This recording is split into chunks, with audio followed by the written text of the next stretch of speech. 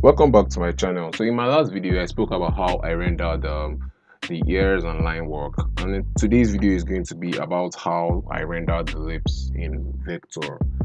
So without further ado, let me just dive right in.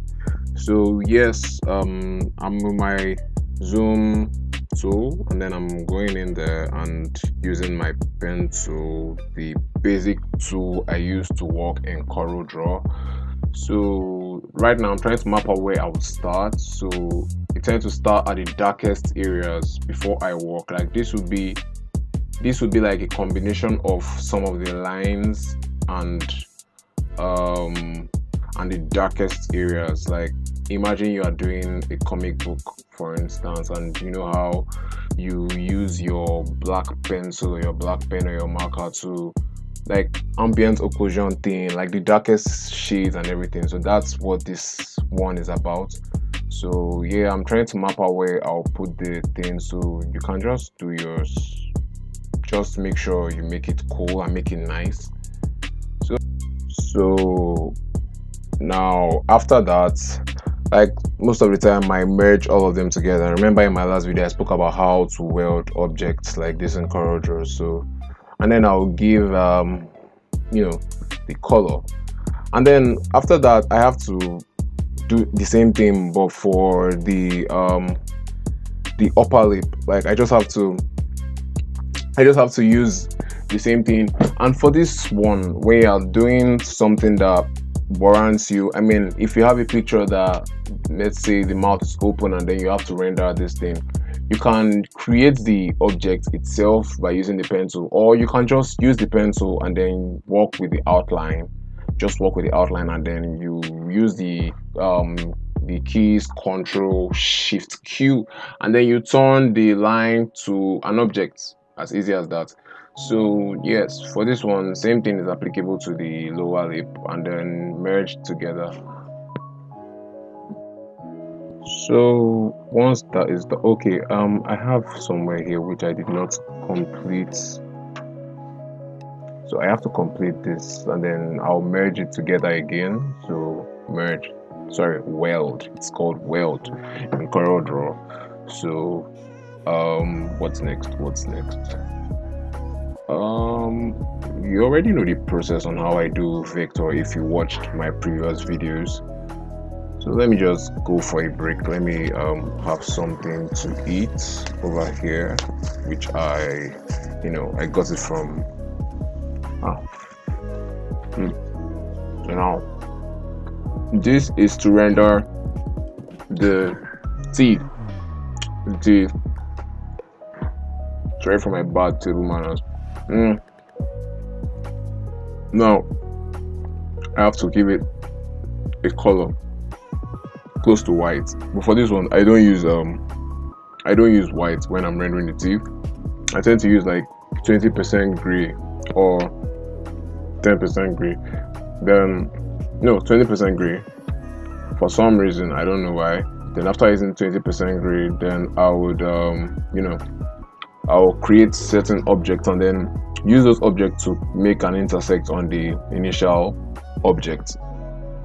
Then that one will be darker. Like you can see, that was the first gray was about 20%, and then the second gray which I brought was about 30%, and then the whites would be for the highlights. Yeah, the whites would be for the highlight. Like I don't use white for my the teeth. Like okay, this is like 10% gray for this side. Then in order to do the main highlights, I would use white to do down. And once I'm through with that, once you have small details of white, it tends to bring out the highlights very well. Like you will notice something, regardless of how big the art is, those little details make the art stand out. Like they would show you that there's light bouncing off this area. That's what those little details are there for. So I think I'm done with this. So let me just go to the lips, and then I remember in my first video I said I was going to drop the color palettes, the link to where you can get them. Just look beneath the description of this video, you will see it now. Just go to the description and then you see the link where I dropped the color palettes. So, you know, pick my basic color to the back of this, in front of the picture layer, and that's it. So now for this one, I'll pick a base color. What color will I pick?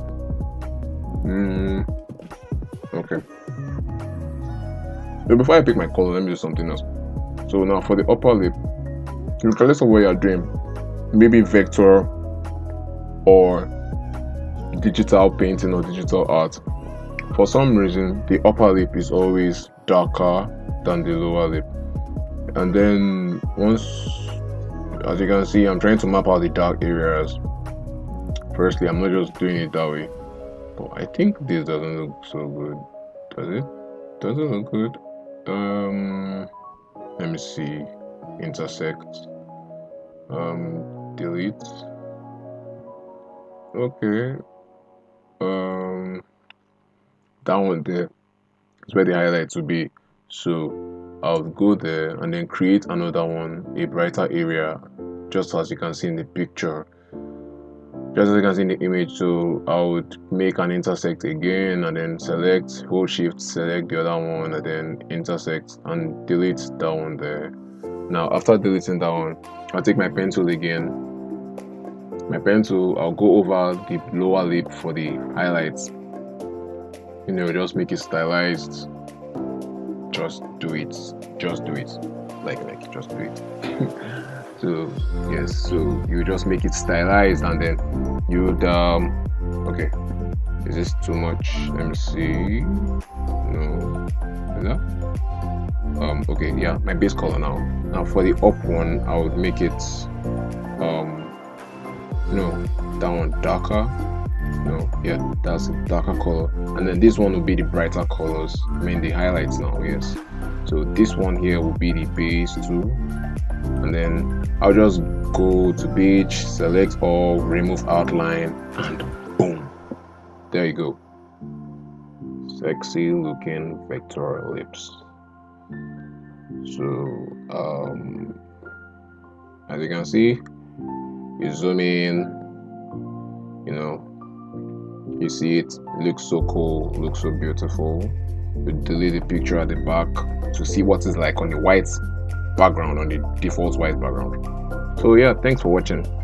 In my next video, you know, I'll go over how I do some other rendering. Thanks for watching this video. Subscribe, share, peace.